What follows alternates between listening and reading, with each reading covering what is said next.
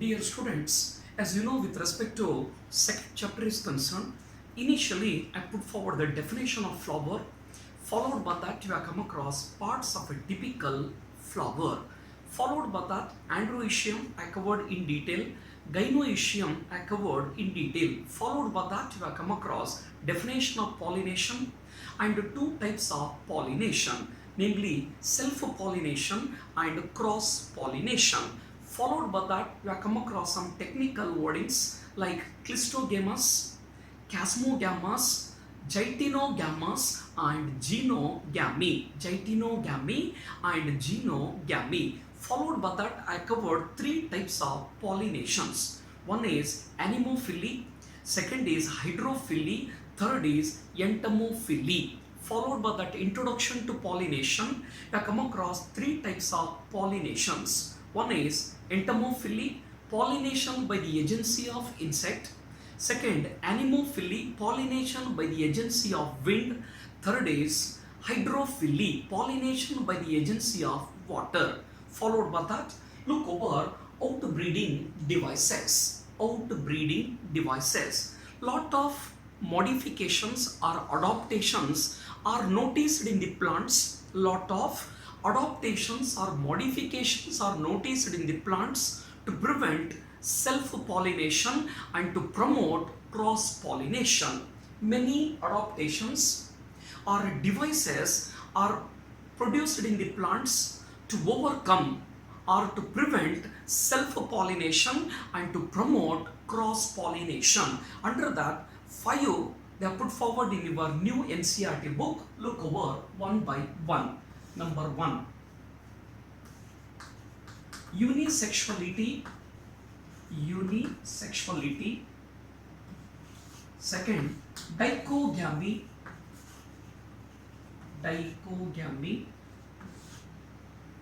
Under dichogamy, there are two conditions are there. Protandry, protogeny,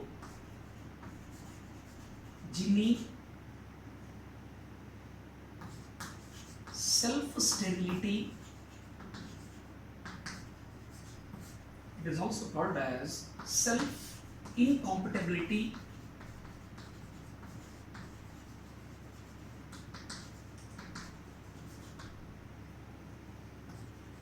Heterostyle.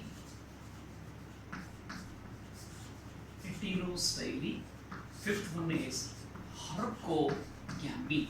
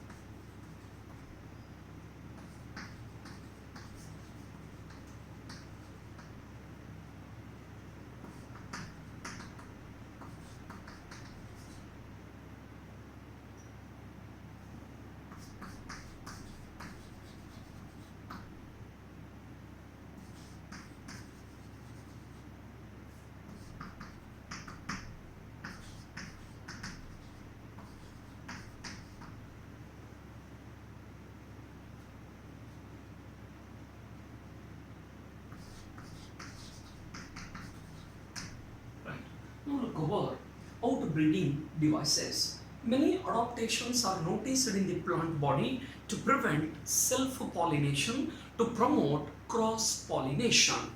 Under that, first one is unisexuality. Here the flower is having only one essential oral. Flower is having only one essential oral. It may be an androecium or it may be an gynoecium. Naturally, they have to go for cross-pollination. Or back to my previous class where I come across a typical flower is composed of 4 parts: calyx, corolla, androecium and gynoecium. Out of 4, lower 2 floral orals are called as non-essential floral orals, but whereas androecium and gynoecium are called as essential orals because they are directly involved in sexual reproduction. Unisexuality means flower is having only one essential oral. Flower is having only one essential oral. As a result, they have to go for cross-pollination. Unisexuality will prevent autogamy and diatonogamy. So look over here. Unisexuality means flower is having only one essential oral. It may be a male or it may be a female. Accordingly, it is called as staminate flower and pistillate flower. It is an adaptation that will prevent both autogamy and diatonogamy. It will prevent both self-pollination and diatonogamy. Previous class we have come across the meaning of this word diatonogamy. Transfer of pollen from the anther of one flower to the stigma of another flower of the same plant. Transfer of pollen from the anther of one flower to the stigma of another flower of the same plant. Second type is dichogamy. It is a condition where androecium and gynoecium will mature at a different time. Dichogamy is a condition where androecium and gynoecium will mature at a different time. Under that, there are 2 types are there. One is protandry, another one is protogeny. Dichogamy is a condition where androecium and gynoecium will mature at different times. Under that, there are 2 types are there. One is protandry, another one is protogeny. Look over the meaning carefully, we'll get an idea. Proto means first. Androecium. It is a condition where the androecium will mature earlier than the gynoecium of the same flower. It is a condition where androecium will mature earlier than the gynoecium of the same flower. 2 examples which I come across many times is cotton and sunflower. Cotton and sunflower. Second is protogeny. Look over the way of pronunciation. It is pronounced as an protogeny. It is a condition where the gynoecium will mature. It is a condition where the gynoecium will mature earlier than the androecium of the same flower. Protogeny is a condition where gynoecium will mature earlier than the androecium. Example is fig and another example is annona. Annona. It is commonly called as custard apple. Look over here. It is not PIG, it is FIG. In protandry, androecium will mature earlier than the gynoecium of the same flower. But in protogeny, gynoecium will mature earlier than the androecium of the same flower. Example is annona, commonly called as custard apple. Second example is fig, not PIG, I am talking FIG, fig. Third is self-sterility. Self-sterility is also called as self-incompatibility. So please remember both the alternate names, because in examination, to make you under confusion, instead of self-sterility, they will arise the question self-incompatibility. Third device is self-sterility or self-incompatibility. It is a condition where the pollen has, no effect when they are deposited on the stigma of the same flower. It is a condition where the pollen has no effect when they are deposited on the stigma of the same flower. 2 examples are potato and tobacco. Self-sterility is also called as self-incompatibility.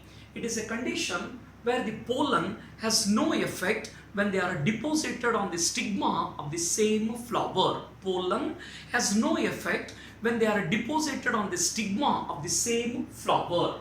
Next is heterostyle.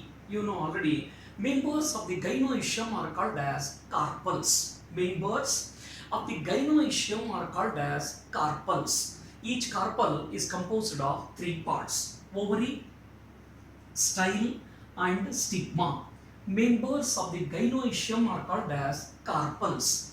Each carpel is composed of three parts, namely ovary, style and stigma. Look over the name heterostyle. Hetero means different.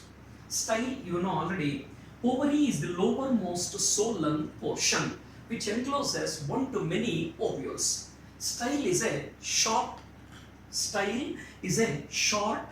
or a long tube-like structure arising from the ovary. Style is a short or a long tube-like structure arising from the ovary. Heterostyle. There are some plants are there which produces flowers of two different kinds. There are some plants are there which produces flowers of two different kinds. Such a plants are called as dimorphic. So look over here. There are plants are there which produces flowers of two different kinds. Such a plants or flowers are called as dimorphic. So for example, first of all, look on this picture. I drawn a rough figure to avoid the loss of time. First figure, look over the first figure where filament is long and style is short. In first form, filament is long, style is short. In second form, style is long, filament is short. So this is a simple adaptation to prevent self-pollination. There are some plants are there which produces flowers of two different forms. Look over this rough figure. Form 1, filament is long and style is short. In second form, style is long, filament is short. Example is primrose. Next is hercogamy. Prevention of self-pollination. Prevention of self-pollination by certain physical barrier is called as hercogamy. Prevention of self-pollination by certain physical barrier is called as hercogamy. I will draw one rough figure to show hercogamy.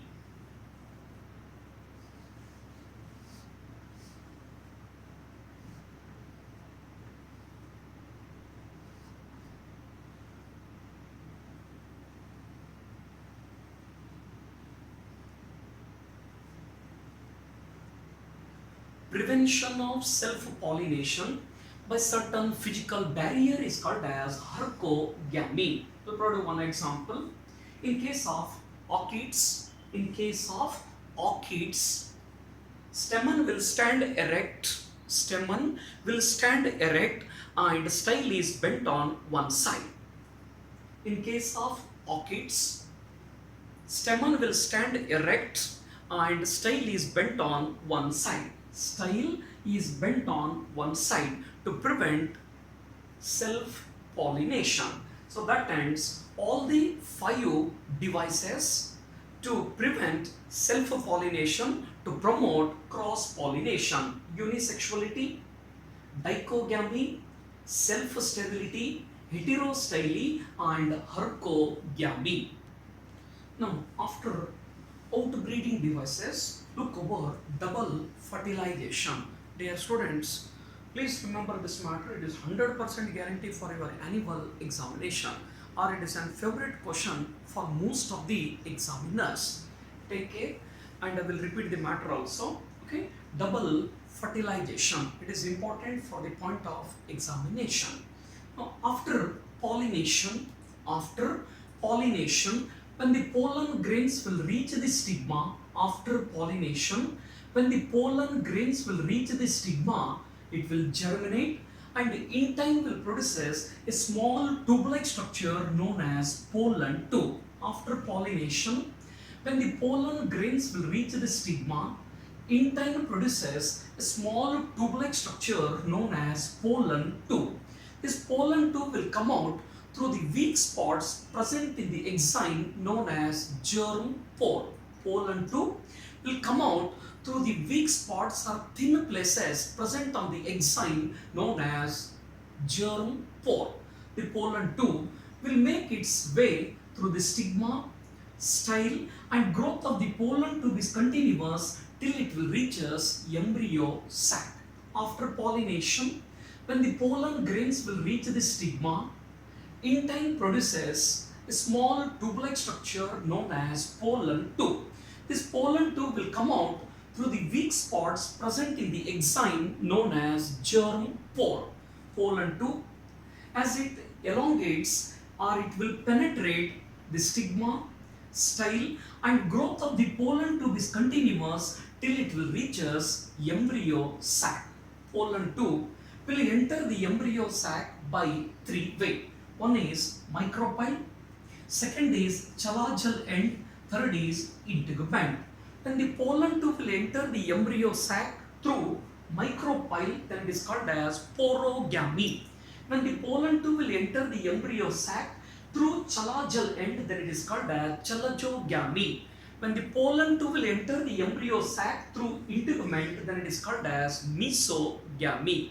So if you feel complicated with respect to these three technical terms, omit it because it is no more related to your new NCERT syllabus. But as you know already, while explaining pollen grain, I covered this point. In around 60% of the angiosperm, pollen grains are released to the environment at a two-celled stage. In around 60% of the angiosperm, pollen grains are released to the environment at a two-celled stage. Larger is called as vegetative cell. Smaller is called as generative cell. Generative cell will undergo division and produces two male gamete. In around 60% of the angiosperm, pollen grains are released to the environment at a two-celled stage. Larger is called as vegetative cell or tube cell. Smaller is called as generative cell.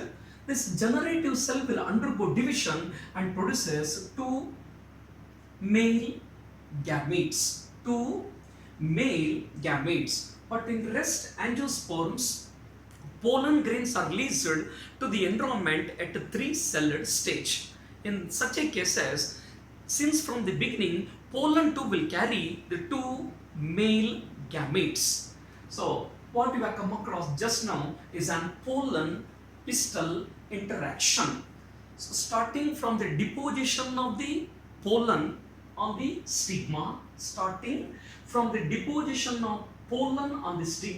up to the entry of pollen tube into the embryo sac is known as pollen pistil interaction. Now look over double fertilization.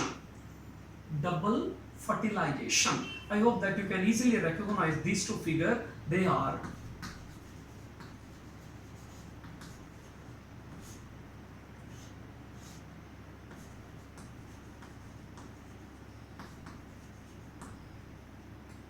so this is an 8-celled embryo sac story. You have to recall that matter. Out of 8 daughter cells, 3 cells which are present towards the micropyle are called as egg apparatus. It is composed of 1 egg cell and 2 helper cells. Helper cell is having special cellular thickening known as filiform apparatus. That the filiform apparatus will give direction for the entry of pollen tube into the embryo sac.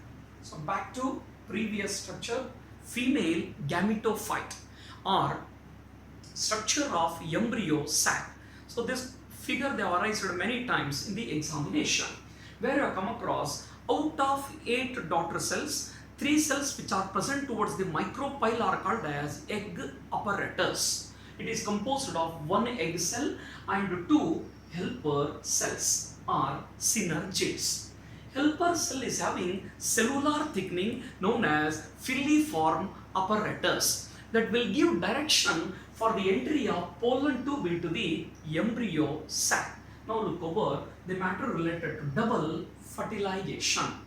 When the pollen tube will enter inside the embryo sac, when the pollen tube will enter inside the embryo sac, the tip dissolves. When the pollen tube will enter inside the embryo sac, the tip dissolves and the two male gametes are set free. When the pollen tube will enter inside the embryo sac, the tip dissolves and the two male gametes are set free. One will combine with the egg cell, one will combine with the egg cell, resulting in the formation of zygote. Another one will move towards the center where it will combine with a definitive nucleus, or you can call it as a secondary nucleus. I will repeat this matter. When the pollen tube will enter inside the embryo sac, the tip will dissolve. When the pollen tube will enter inside the embryo sac, the tip dissolves and the two male gametes are set free. One will combine with the egg cell, one will combine with the egg cell, resulting in the formation of zygote. Another one will move towards the center where it will combine with a definitive nucleus or secondary nucleus. Anybody, what is the chromosome complement of secondary nucleus? They are diploid in nature. They are diploid in nature.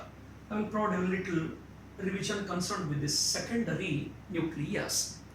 Before fertilization, both the polars, before fertilization, both the polars will join together to form definitive nucleus or secondary nucleus, which is diploid in nature.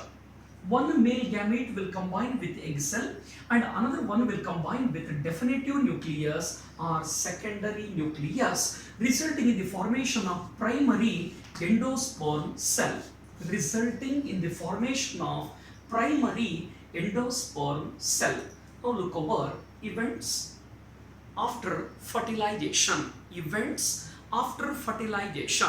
Before that, a question arises why it is called as double fertilization, because two sexual events will occur in the embryo sac. Two sexual events will occur in the embryo sac. One is syngamy, one is syngamy and other is triple fusion.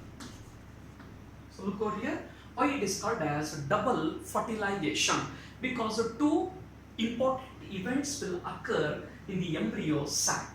One is syngamy, two sexual events will occur in the embryo sac. One is syngamy, you know it is the alternate name for fertilization. Other is triple fusion.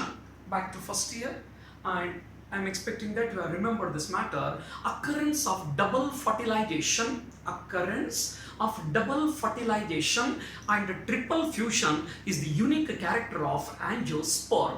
Occurrence of double fertilization and triple fusion is the unique character of angiosperm. Now look over events after fertilization. Events after fertilization. Definitive nucleus or secondary nucleus will undergo successive nuclear division. It undergo successive nuclear division and produces free nuclei.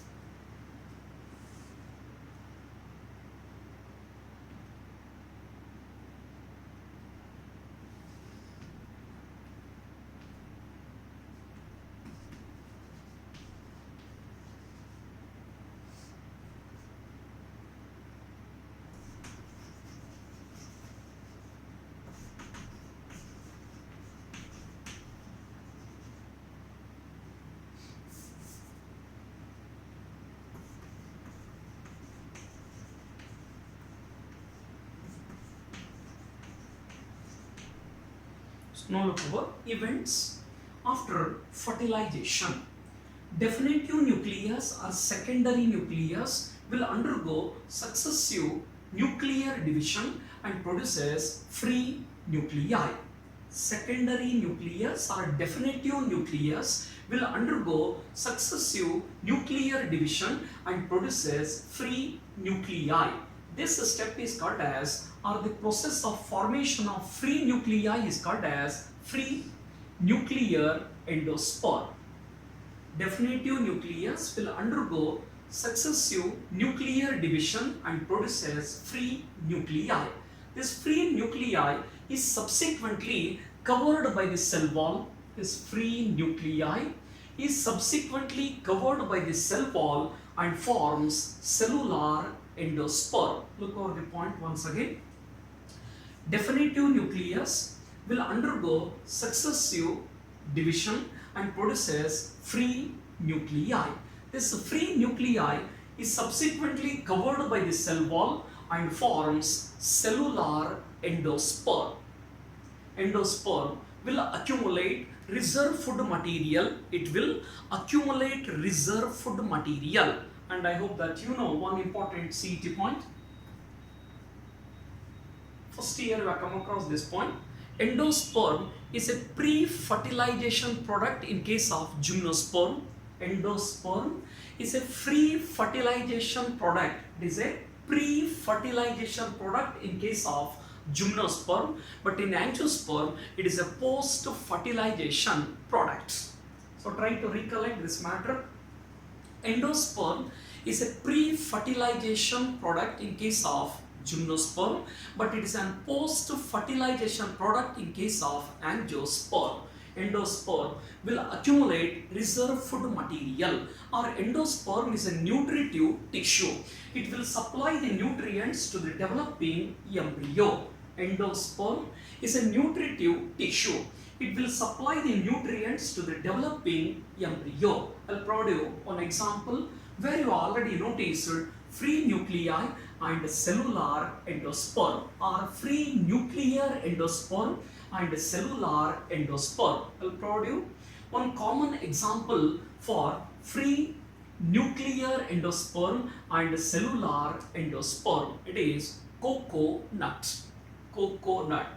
So coconut water is nothing but free nuclear endosperm. Coconut water is an example for free nuclear endosperm. But white color kernel, what you have noticed around the coconut water is nothing but cellular endosperm. So look over the example carefully. I'll provide you one common example which I have noticed is free nuclear endosperm and cellular endosperm is coconut. Coconut water is nothing but free nuclear endosperm. But white color kernel, what you have noticed around the coconut water is nothing but cellular endosperm. Anybody? I would like to ask one question from Pius first year, chapter plant growth and development. Plant growth and development. Name the phytohormone present in the liquid endosperm of coconut. Name the phytohormone present in the liquid endosperm of the coconut. It is cytokinins. Cytokinin is present in the coconut water. Next matter is with respect to egg. After fertilization, egg will form zygote. Zygote will divide only after the formation of endosperm. Zygote will undergo division only after the formation of endosperm. Zygote will undergo division and produces pro-embryo, which in turn will give rise to globular embryo. Globular means ball-like or globe-like. Zygote will divide only after the formation of endosperm. Zygote will undergo division and produces pro-embryo, which in turn will give rise to globular embryo, which in turn gives heart-shaped embryo. Heart-shaped embryo followed by that is mature embryo. I will repeat this matter. One male gamete will combine with egg cell, resulting in the formation of zygote. Zygote will divide only after the formation of endosperm. It will produce as proembryo. Proembryo is followed by globular embryo, round ball-like embryo, followed by that is heart-shaped embryo, followed by that is mature embryo. I will explain this mature embryo of dicot and monocot with figure.